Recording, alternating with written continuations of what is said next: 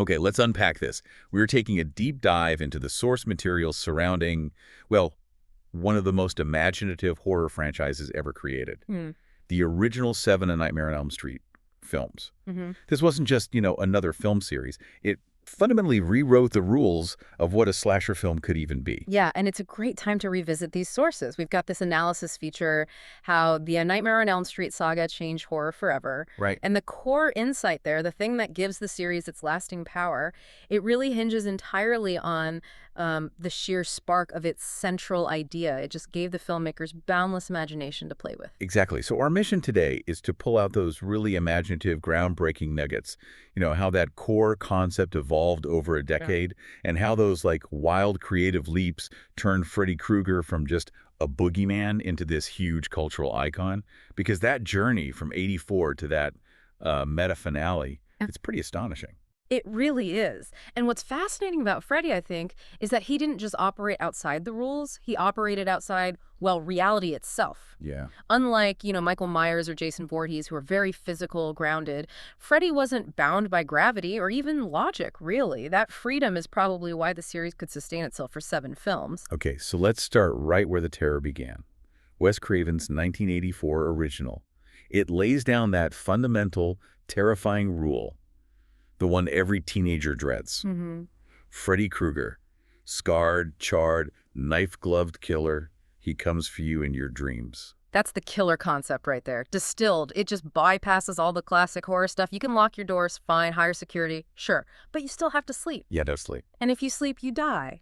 The analysis points out this premise immediately elevated the film. It wasn't just a madman with a knife anymore. It was high-stakes psychological horror. That psychological element is so crucial. And the source material reminds us Fred Krueger's origin. It's rooted in this really dark vigilantism. Yeah, he was a child killer murdered years ago by the parents. Right, the parents of the kids he's now stalking in their dreams. Yeah. It sets up this whole cycle of, generational trauma. Makes the whole town complicit. And Robert Englund, he brought the key ingredient, personality. Right. He wasn't the silent menace like Myers. He had this mischievous malevolence. And the look, the costume, the fedora, the glove, obviously the skin, instantly iconic. Oh, yeah. But the source material notes something cool about the sweater. Those red and green stripes, apparently chosen scientifically because they clash visually. No way. Yeah, to maximize, psychological discomfort. It wasn't just a look. It was designed to sort of irritate your eyes. It's brilliant. Just brilliant. And the original film needed that unforgettable death to cement the icon, right? Mm-hmm. And they delivered with Glenn. Poor Johnny Depp. Pulled into his bed. And then just whoosh, this gushing geyser of blood. That specific moment, critics point to it as the exact point. Yeah. The slasher genre just broke physics. Yeah. That kill wasn't just gore. It was telling the audience, hey, your rules, they don't apply here. It established the violence would be driven by imagination, sometimes even sacrificing coherence for just pure visual spectacle. And that's where Heather Langenkamp's Nancy Thompson comes in, too. Yeah. She wasn't just running. She was the first final girl to actively use her brain, try to pull the killer out of the dream world. What a fighter, yeah. But once Craven set up that perfect rule, sleep equals death, the next film had a big problem. How do you follow that without just repeating it? Exactly. You have to break or bend the rule. And the solution they came up with for A Nightmare on Elm Street 2, Freddy's Revenge.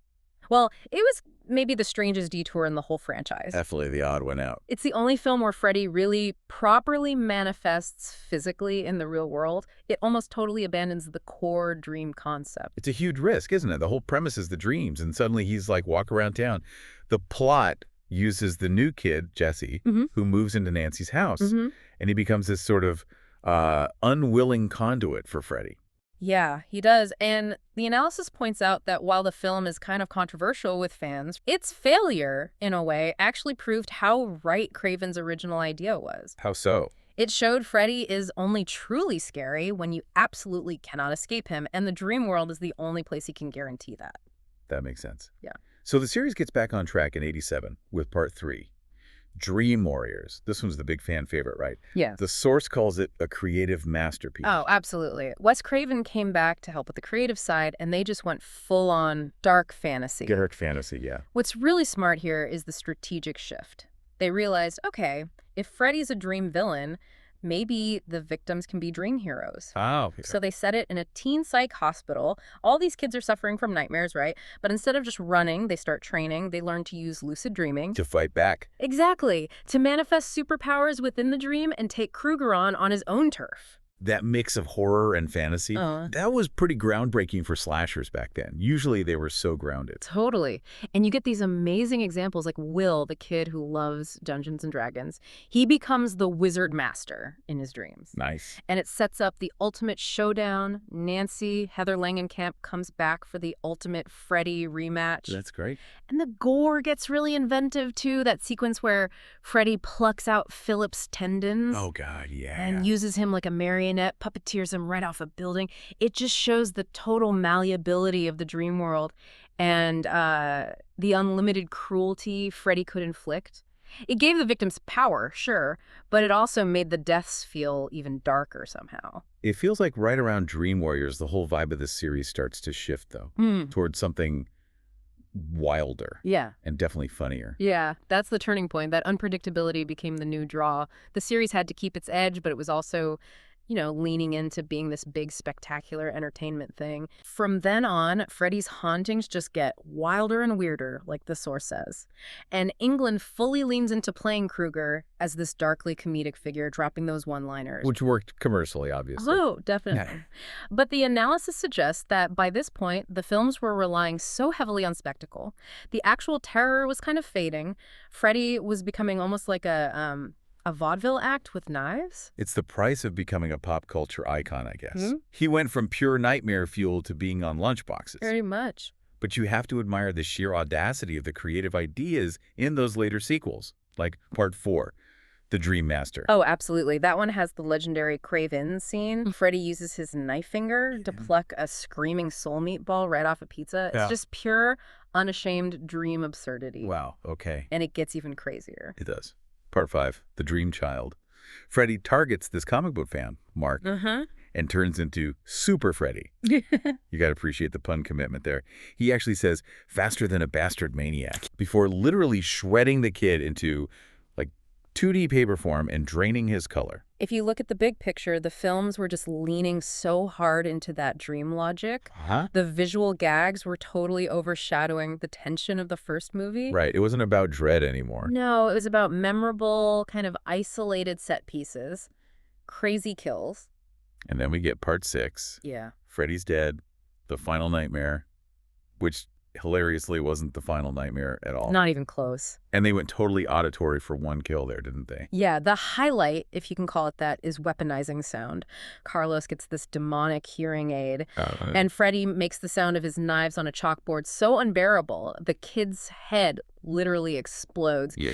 The rule by then was just anything goes, and the filmmakers pushed that maybe too far. It almost killed the character's ability to be genuinely scary. Which brings us perfectly to the intended finale, a decade after the original.